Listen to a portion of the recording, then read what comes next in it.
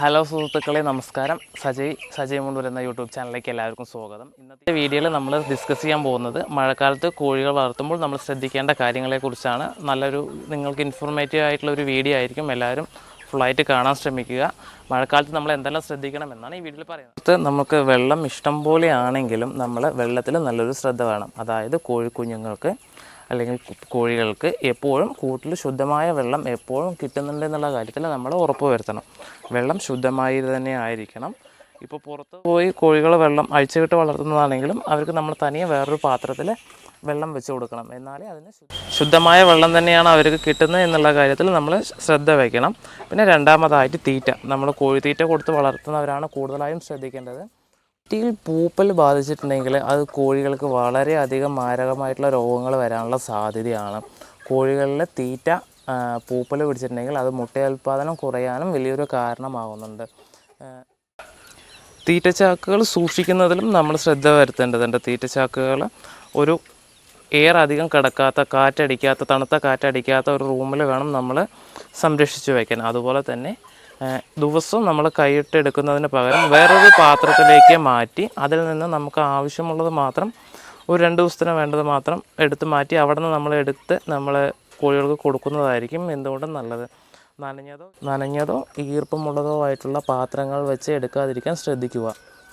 അതുപോലെ തീറ്റ കൊടുക്കുന്ന പാത്രങ്ങളും വെള്ളം കൊടുക്കുന്ന പാത്രങ്ങളും നമ്മൾ 2 ദിവസത്തിലൊരിക്കൽ എടുത്ത് വൃത്തിയാക്കുന്നത് നന്നായിരിക്കും.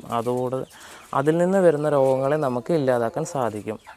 അതുപോലെ തന്നെ കൂട്ടിനകത്ത് ഇപ്പോൾ ഈ കാണുന്നുണ്ടല്ലോ, ഇതുപോലെ കാഷ്ടങ്ങൾ അടിഞ്ഞുകൂടാൻ സമ്മതിക്കരുത്. അപ്പോൾ തന്നെ അത് നീക്കം ചെയ്യുന്നതിലൂടെ ഈച്ചകൾ വന്നിരിക്കുന്നതും അതിൽ നിന്നുണ്ടാകുന്ന രോഗങ്ങൾ നമ്മൾക്ക് മാറാൻ സാധിക്കും. ഇത്തരത്തിലുള്ള കാഷ്ടങ്ങൾ ഉണ്ടാകുമ്പോൾ അതിൽ ഈച്ച വന്നിരുന്ന് അത് മേലേക്ക് വന്ന് കോഴികൾക്ക് അസുഖങ്ങൾ ഉണ്ടാകാനുള്ള സാധ്യത കൂടുതലാണ്. അപ്പോൾ അതുകൊണ്ട് തന്നെ നമ്മൾ അപ്പോൾ കാഷ്ടങ്ങൾ അവിടെ നിന്ന് മാറ്റി കൂട് വൃത്തിയായി സൂക്ഷിക്കേണ്ടതാണ്. കൂടിനടിയിലായിട്ട് ചുണ്ണാമ്പും അതുപോലെ തന്നെ ബ്ലീച്ചിങ് പൗഡറും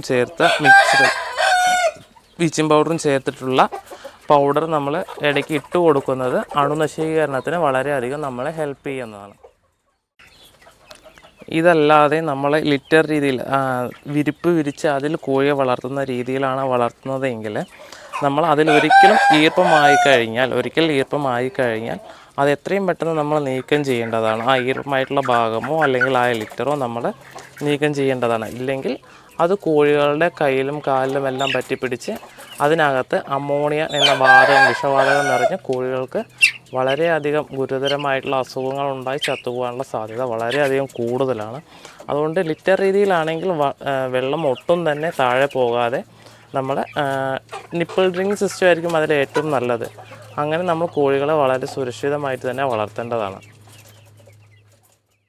അതുപോലെ തന്നെ നമ്മൾ ചില സമയത്ത് ഇതുപോലുള്ള കൂടുകളായിരിക്കും ചിലപ്പോൾ നമ്മൾ നെറ്റ് വെച്ച് കെട്ടിയിട്ടുണ്ടാവും. അങ്ങനെയുള്ള സാഹചര്യത്തിൽ ഇതിൽ ചിലന്തി വലകളോ ഇല്ലെങ്കിൽ തൂവലകളോ അടഞ്ഞ് നമുക്ക് വായുസഞ്ചാരം ഇല്ലാത്തൊരു സാഹചര്യം ഉണ്ടായിട്ടുണ്ടോ എന്ന് നമ്മൾ വളരെയധികം ശ്രദ്ധിക്കേണ്ടതാണ്.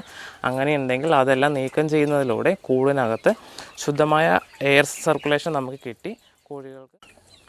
അതുപോലെ മഴക്കാലത്ത് നിന്ന് മാത്രമല്ല അല്ലാതെയും നമ്മൾ കോഴി സംരക്ഷണത്തിൽ ഏറ്റവും നമ്മൾ സൂക്ഷിക്കേണ്ട ഒരു ഇതാണ് വിര. നമുക്കത്ര പെട്ടെന്ന് അറിയണമെന്നില്ല, ഒരുപാട് രീതിയിലുള്ള അസുഖങ്ങൾ അതുകൊണ്ട് വരും. അപ്പോൾ നമ്മൾ എല്ലാ കോഴികളെയും 7 ആഴ്ചയിൽ കൂടുതൽ പ്രായമുള്ള എല്ലാതിനെയും നമ്മൾ വിരമരുന്ന് കൊടുത്ത് ഒന്ന് വിര ഇളക്കേണ്ടതാണ്. മെയിനായിട്ട് നമ്മൾ അതൊന്ന് ശ്രദ്ധിക്കണം. പിന്നീട് എന്തെല്ലാം മരുന്നുകൾ ചെയ്യണം എന്നുള്ളൊരു ഡീറ്റെയിൽ വീഡിയോ, മരുന്നുകളും രോഗലക്ഷണങ്ങളും ഉള്ളൊരു ഡീറ്റെയിൽ വീഡിയോ ഞാൻ ചെയ്യുന്നതാണ്. അപ്പോൾ താങ്ക് യു.